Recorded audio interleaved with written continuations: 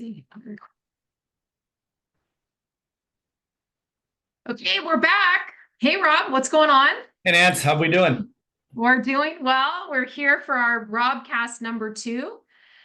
We had some good feedback on our first ROBcast where we were talking about first-time home buyers and things that they need to know. And there's a lot, as you know, that first-time home buyers need to know. And so we're gonna continue on that topic. But just to keep it light and fun, I wanted to start off today by asking you, Rob, what's a fun fact that maybe not a lot of people know about you? Well, I don't really know if this is a fun fact, Nance, but it's a fact that 2 years ago, I have 4 kids and they were at 4 different high schools in 3 different counties. So I don't know how fun it was, but it was definitely interesting. So that's a fact about me. What about you? What do you got? I think a fun fact that I'd like to share today is in 2010 in Kaneohe, Hawaii, I was on the show Hoarders in the capacity of a professional organizer where I worked at the time. So you weren't the hoarder yourself. I wasn't the hoarder myself, but I was there supporting the process. So yeah, it was Well, that pretty makes sense interesting. because you used to help me with Nancy Rob organizes when you would help me clean out my closet and whatnot. So that's great. Perfect. It was a We would have stepping stone. It was a stepping stone, really. well, yeah, I do remember the work days in Rob's room that we had, which Yeah. were really fun. Yes. Um, Okay. All right, Rob, let's jump right in. We talked, like I said, I will put down below and I will link below to our first inaugural Robcast on first-time home buyers, but we still have some more questions to answer. We're going to start today with, will I get a breakdown of all the costs associated with my loan and purchase before I sign my life away? Yeah, that one's pretty straightforward. Yes. And if you should get one immediately, what we like to give people, or and what I suggest people to do, whether they've gotten a loan one time or 100 times, is right at the beginning, ask for an estimated closing statement. That's going to give you a breakdown of everything that you would be spending and every cost associated with it. Now, we do our best to get them as accurate as possible, but remember, the first word I use there is it's an estimate. Now, the law that's in place that protects you is every time that estimate changes, we're going to send you another one. So if I send you an estimate and then something in your file changes, you're going to get another one automatically sent to you that shows what the change is. It can be a little overwhelming because you'll receive a lot of them. But to me, the mountains of paperwork you sign is one of the most important ones to see what's going on with those fees and costs associated with it.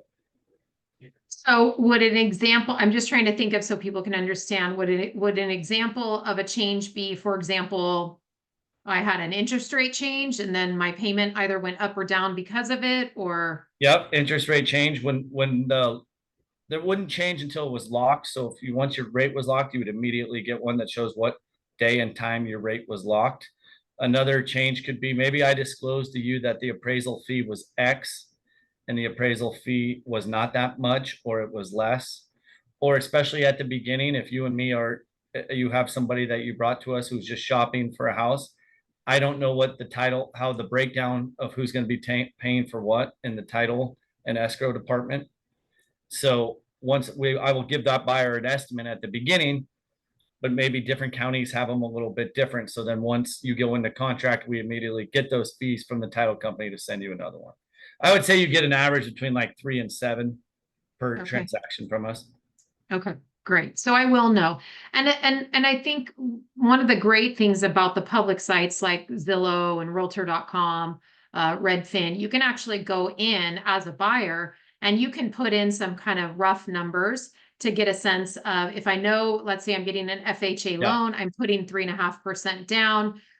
It's very, very rough because obviously they might not know all the tax rates and everything in that county, or, there may be some things that are not included, but gives you a general idea. And so then at least, if it's even worth it to go look at a house. If you know that you can afford 3,500 and the payment based on the calculations on that site says 5,000, we don't even need to look at the house. It just helps us hone in our search much better, I think. Totally.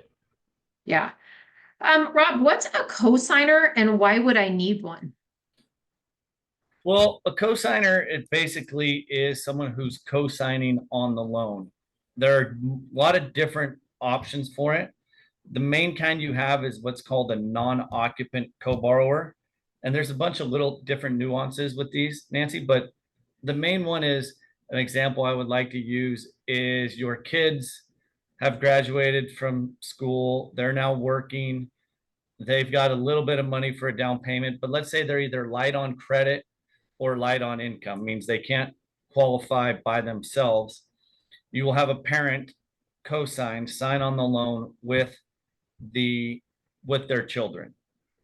Now you disclose that to the lender and let them know what's called a non-occupant co-borrower, means they're a co-borrower, but they're not occupying the residence. This is fairly common actually to have this. You wouldn't really call a co-signer if you and your parents were buying it together and you were both going to move in, because it's all four of your, if the husband and wife and parents were all going to move in, then that's not really a co-signer per se, because they're all borrowers. They're just four borrowers on that property. But a non-occupant co-borrower would be considered a co-signer. Now that co-signer, which we do our very best to explain to them, is if their child stopped making the payment, that's going to affect their credit. And so it can be a detriment. So they need to make sure that they read up on all of the pros and cons of the cosigner. Okay. And then go ahead. Go ahead. I'd say the main, pro is you get to help your child or, your parents buy a home, but the cons, there could be some significant ones. And for the signers themselves, now they have someone else on their property where, okay, well, what if they co-signed on that house and it was worth $100,000 at the time, and 6 years later they never did anything, and now it's worth $1 million or 500,000. Now there's a lot of equity involved, and so that needs to be spelled out. We try and spell that out for them right at the beginning, that hey, you need to discuss these issues before you get into this process. You suggest to them so it may be that the parent just wants to co-sign to help them along their way, and they're not expecting any kickback or whatever the appropriate term is. Yeah, no. But it may be that it was never discussed, and then 10 years later, when there's significant amount of equity, and the parents maybe have fallen on hard times, and then they might want to get in on some of that. Or maybe it was siblings. That's maybe we're more concerned with it under that scenario. Where, oh yeah, I'm helping out my brother, and they didn't really know what they were getting into. They just signed their name to something because they made a lot of money and didn't have any debt. And next thing you know, now they want to go buy a house, and they're thinking, wait, what the heck? Okay. In that scenario, if the brother did want to go buy a house, would it hamper his ability to buy a house because he's already tied to this other loan? It can. Now there's a way around it. One way is with 12 months canceled checks from the people living in the house to show that they've been making the payments. So if you have 12 months canceled checks and they all match and they're for the amount of the mortgage, then yes, then that would not hinder, parents or brother from buying their own house. Another question we get is, another way it can hinder it is if they don't make a payment, even one, they have 30-day late on their mortgage. Now that tremendously affects their ability, the co-signer's ability to buy a house. I mean, they pretty much can't buy a house anymore. So there's a lot of pressure on the signers to make sure that they're living up to their deal with the co-signer. Okay, sounds like a lot to talk about between family members. Yeah, if that becomes an issue, it's more than just a couple-minute conversation, like for this cast. Yeah. Okay. What happens, to your point that you just referenced, what happens if I buy a house and I can't make my payment for whatever reason? Well, there's several different things. The first thing I would do is I'd call my mortgage consultant and say, hey, I'm in a bind. Can I refinance to lower my payment? And maybe that's an option. Maybe that's to not depend on market. Obviously, nobody's doing that right now. I mean, people aren't calling because their 3% rate can be refinanced me to a 7% rate with a higher payment. I think the next thing I would do is call my real estate agent and say, hey, you know what, I cannot afford this payment anymore. I don't really know what to do. Can you tell me what my home is worth so that maybe they could sell it? This is more of a personal thing, and this is kind of off mortgages, but it seems like when you hear people call people that are in a bind like that, they tell you to stop making your payments. Stop making your payments because you can get some relief, whether through bankruptcy or another avenue. I'm not really familiar with those avenues. I don't really ever see how that's a good strategy, but someone else might tell you something different. We just had a conversation this morning about it on a client that said, hey, I got some credit card debt. I want to buy a house someday. I called and they said, well, just stop making your payments. Maybe someone has more knowledge on that. I just doesn't seem to be a great way to, because your credit is so valuable, and people always ask, how do I fix my credit? Well, I can't change history. I can only help you, but that seems to go down a long road. Mm-hmm.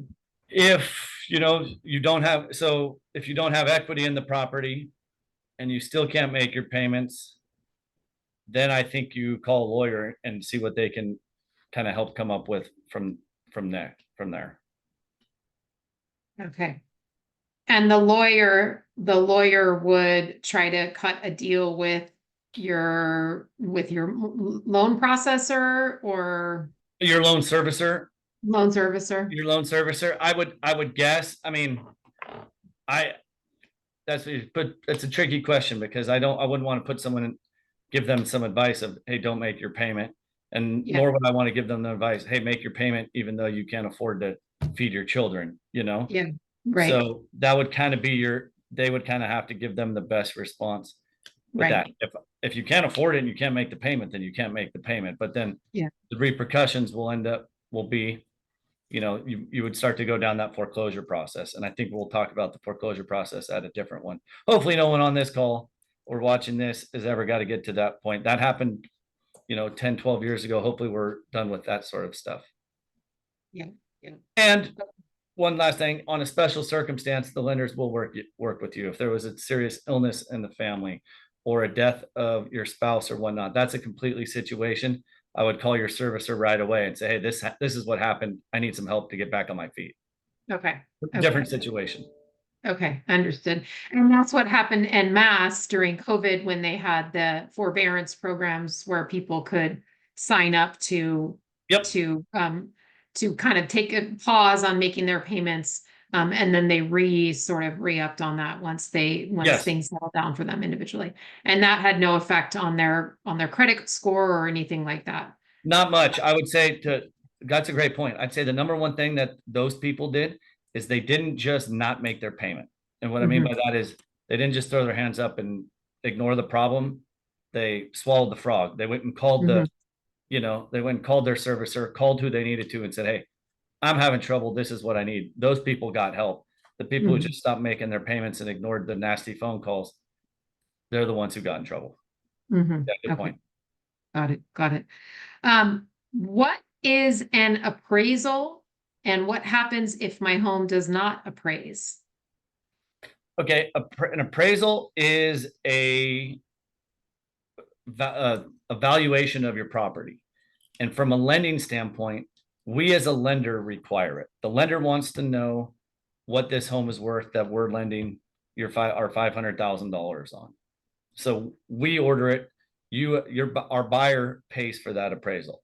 Buyer might say, I don't want the appraisal. This is what I'm buying. And I get that.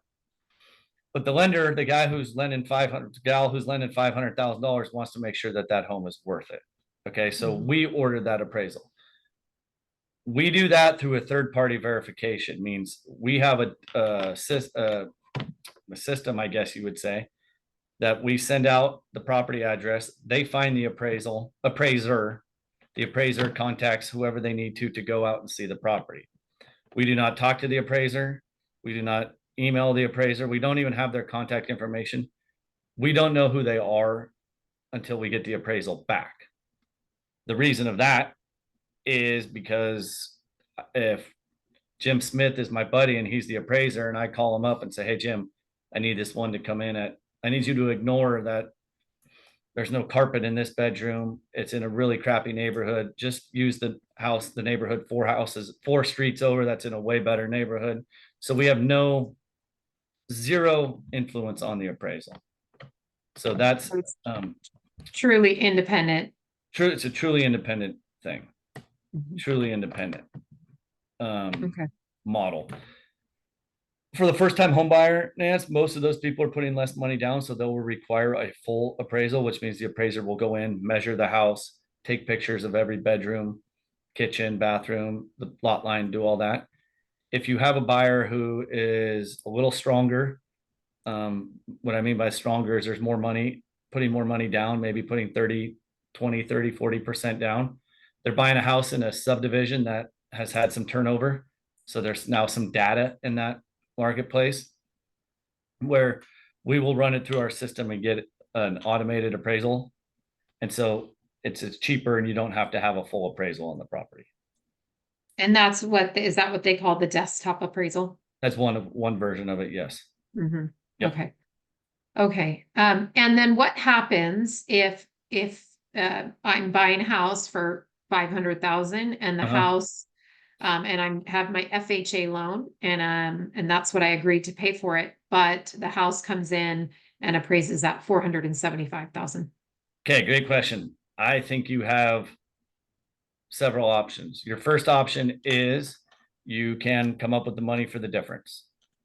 Okay, so as a buyer, that's not really a great option, but you can come up with the difference and you could still purchase that home. The lender is fine with that because you're bridging that gap.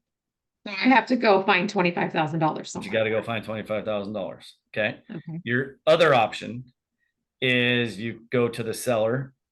And so now I'm playing both sides of the fence here, but yeah, that's what I want. Okay, you can go to the seller, show them this appraisal and say, hey, look at this house appraised for 475,000, not $500,000. Remember, back to a few minutes ago, I had no control over who did that appraisal. I didn't know the number amount. So there was no funny business going on here. This is just what this appraiser came up with. The seller then has the right to say, too bad, we don't want to do that. Or, well, this is what it's worth. This is what it appraises for. We want to sell it. We're moving to Tennessee, so we will do it. Third option, and this is just from negotiation. Well, when you say we will do it, the seller will say, okay, we can change the contract price to 475. Okay. Yep. Mm-hmm. Yep. Or what I generally try and have happen, just because I want both sides happy, is kind of meet in the middle and say, hey guys, we think this appraisal is a little low. We think the house is maybe worth 485. Not, look at the one down. There are some good comps here, but yeah, yours is a little nicer. And I know you love your granite more than most people's granite. So, we try and kind of split that difference if that happens, but it doesn't always happen. And sometimes that kills the deal. Mm-hmm. And I don't, maybe this is going off in a different direction, but I do recall from some VA loans that I've done in the past is that appraisal is somehow then kind of connected to the house. And so even if the deal blows up and the seller wants to resell the house, that appraisal lives kind of with the record of the house. Is that true? For an FHA loan, it does, and it carries it for 90 days. Okay, so FHA and VA both. Okay. Yes, it okay. carries. I'm not 100% sure on VA. I'd have to check and get on the next one. But for sure on FHA, it carries it for 90 days. But that doesn't mean they still can't sell it for more. If they come back and get a conventional buyer. That's true. Okay. So they could sell it to a different buyer who's bringing more money down, and it's going to be a non-issue, perhaps. Exactly. Okay. Exactly. Okay. Got it. I'll check on VA for you. Okay. Thank you. And then, is the loan approval process different if I'm buying a single family home versus a condo or townhouse? So townhome and a single family residence, almost no different. Most single family residents, especially now, are called PUDs, plan unit developments, where they have HOAs, and townhomes are basically the exact same. The condo process, which I was unaware of this until just a couple of years ago, is there are in San Benito County, for example, the first condos actually are true condos are being built right now. Mm-hmm. All of these other properties are townhomes. And there is a different process depending on if it's a new construction condo or a existing condominium project. So let me just focus on the townhome and single family. Those are basically the exact same for all intents and purposes. Not a big difference. A condo, especially a new condo development, there are going to be some different rules, not some per se of the buyer, but of the getting the condo project approved. And it really, really, really depends on the builder and how far along this condo project is. Because think about it, you don't own on a condo, you don't own the land, you just own the building. Where a townhome and a single family, you own the dirt. Where a condo, there could be a grocery store right below you, you don't own the grocery store. So that's where the approval process becomes tricky, and each one's a little different. And so, and that's becoming, you know, of course, that I'm licensed in Hawaii as well. And that's becoming a huge issue now because a lot of the condos there are built a long time ago and starting to have deferred maintenance issues, starting to have condo insurance issues. And so there's like over 200 condos, at least in Honolulu, that I'm aware of, that are kind of like on the blacklist where they can't even get lending right now. But the lenders are filling in the gap and figuring out ways around it. But because of, you know, these kind of macro issues with the condo itself, not just the individual unit that the person is purchasing, it's causing lending problems. I don't think we're at that point here because we don't have these kind of like high-rise condos too much, at least not in San Bernardino County, not too much in Monterey County either. Yeah. Yeah. But one thing I will say, and I'm assuming you would say the same thing too, is that we got to get, when we are in contract on a condo, we got to make sure we get all the condo docs directly to your underwriting team as soon as possible, because they have to review everything and make sure that it's in sync with what they can lend upon. Probably even more important than getting the buyer's docs together, to be honest with you, because it's out of our control. You know, there's no putting down more money or having a better credit score or, you know, finding a co-borrower. It's totally out of our control. Right. So the condos is much more difficult depending on the condo project. Like you said, some are easy, you know. Yeah, newer ones maybe. Well, the first one is assessed, perhaps then the lender can feel comfortable. But once, like I said, with what's going on there with very, very, very tough insurance market, and then some major deferred maintenance issues. It's a bit of a mess. I bet. So make sure you're working with a good lender and a good realtor who knows the ins and outs of all those things, depending on which project you're looking to purchase in. And then can you just talk a little bit about, and maybe use sort of very kind of general numbers, but if I'm looking to purchase a single family home, I'm going to be qualified for X amount. But if I'm looking to purchase a condo, it's going to be less typically, because we need to build in that maintenance fee that's typically included in a condo or townhouse. Yeah, that's a good point. So what we're seeing right now is basically the HOAs or lighting fees, whatever you want to call it, on the single families are basically around $100 a month. That's either in your tax assessment or just a separate HOA. Your townhomes, which the townhomes, you generally have the higher HOAs, because they're paying for the outsides of your building, maybe the roof repairs, the siding repairs, the grass, the front gate pulling into your townhome project. So you would maybe know this better than me. Most of the HOAs on townhomes I would seen have been between about $300 to $500 a month. So I mean, there's, depending on what the interest rates are, another $100,000 to $50,000 in borrowing power. So when you're calling your realtor and saying, "Hey, I want to buy this townhome, it's only $400,000 instead of that house for $500,000." Yeah, but we need to see what the HOA homeowners association fees are on that to see what the real difference is and what the real payment is. Is that what you're asking? That's exactly what I mean. Okay. Yeah, because and oftentimes they would have when I lived in Hawaii, I was working there, would have military coming in from out of, out of the state, and Hawaii was such a different market to them. And, it was all new, but they were like, okay, I can buy a single family home for 500,000, but I can't buy this condo for 400,000 because the maintenance fees were so high that they Totally. weren't able to, yeah. So it's something to, just because you're getting a condo doesn't necessarily mean that Or your payment townhome. is going to be, or townhome. It Yeah. doesn't mean that your payment is going to be, it just really depends what the maintenance fees are. Um, and that will determine your payment. So that's really what you have to, and back to those little calculators on Zillow or on Realtor.com, you can kind of get a general idea on those, and that's a great place to start. Yes. Yeah. Okay. One final question for today, unless we go off on in a rabbit hole, which we tend to do. What are some red flags that could cause a problem in my approval or financing process? What do I need to know, maybe in advance, so I can avoid any bumps in the road in this So like approval and lending while process? you're trying to get approved, so right now, yeah, okay. So let's say you go and you meet with you and you tell them, hey, call Rob and we want to get you pre-approved. And you come and you get it pre-approved with us. And that generally, you're not going to go out and buy a house and get in contract the next day.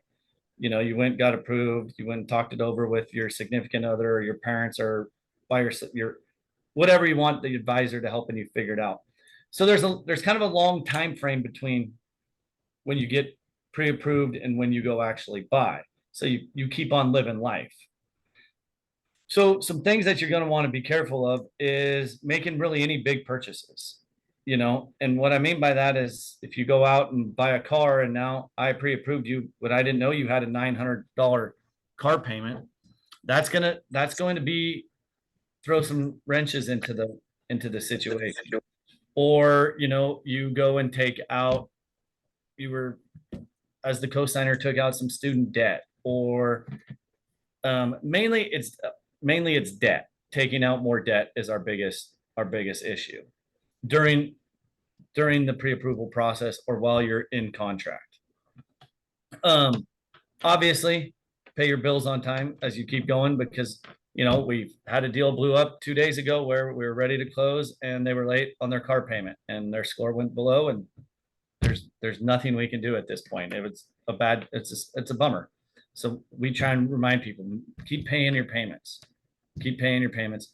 Don't go and buy that new refrigerator or dishwasher before we close, and go finance it at Lowe's. We're going to see that. We pull what's called a soft credit pull right before we close, and that'll show, hey, why'd you go to Lowe's 3 days ago? What happened there? And if we're close on ratios, your debt to income ratios, that could prevent you from buying your home. So as much as excited as you are and you want to have that new couch or whatever, if you're going to finance it, you're going to have to wait. This is kind of a new thing that's just come up, Nancy, for me, just in the last couple of weeks, is when people buy on Amazon, which I think people do because there's one on my driveway or 4 on my driveway every day. And they go buy a fancy blender and they're allowed to make payments on that. So instead of just putting it on their card, and I'm not 100% even sure how this works because I don't do that. You go put it on this card, and there's a company, CalRE, I believe the name of it is, and they'll offer you a chance to, hey, do you want to make payments on this card, on this purchase you just made? So you have this $300 blender you bought, and instead of just putting it on your credit card and having the regular $10 a month payment on that thing, or adding it to the rest of your credit on that card, you now have a separate card that you're paying CalRE $50 a month on. They're just adding it to your credit card, so you're not paying it, but it is a debt that we're going to hit you with. You do that on 3 or 4 different cards, you now have a couple $100 more of monthly debt, which isn't more monthly debt, but it's what CalRE is reading it. It could prevent you from A, getting approved, and B, it is mountains of paperwork. It's mountains for us, and it's more for you because CalRE doesn't work directly with the credit bureaus at this point. So it has become a pain, just a huge pain. So don't do that, please. Okay, so I think for me as the end user, I'm like, oh, this is great. I will not have to pay it all at once or whatever. Maybe instead of putting it on my debit card or something like that, oh, I'll pay it $75 a month for 4 months. But what you're saying is, obviously, I'm still paying that either way, whether it's for in 4 months or at one time. But it's creating, even if it's getting pulled out of your credit card or debit card or whatever, it's creating this whole other sort of credit account in a sense, even though you haven't Yeah, applied for a new credit card. exactly, exactly. It's just the payment wise, and we're having to prove it. And if we're close, which a lot of times we're close on ratios, it becomes an issue. Okay. And Okay, it's, good to know. yeah, I don't know much about it. Just, in fact, my underwriter was asking me about it on one just the other day. We had to show 4 different accounts and I didn't know what it was. So I just thought of it as we were going through this right now that, hey, this is something that be aware and talk to your lender, talk to when this is going on, be like, wait a sec, I remember he said something about this. I'm not going to do this. Okay. So, Okay, well, good to know. And this is a great place for us to wrap up today because I know the next topic we're going to be talking all about credit. okay. So we'll have a great jumping off point. Okay. Perfect. So yeah, well, thanks for Robcast number 2. I think people are enjoying it and learning a lot. I'm learning a lot. I've been in the business for 8 years and I still have a ton to learn from you on the lending side. So thank you so much. Thanks a lot for having And me. yeah, and we will catch you next week talking about credit. Okay. Sounds great. Okay, thanks, Thanks. Rob. Bye. Bye.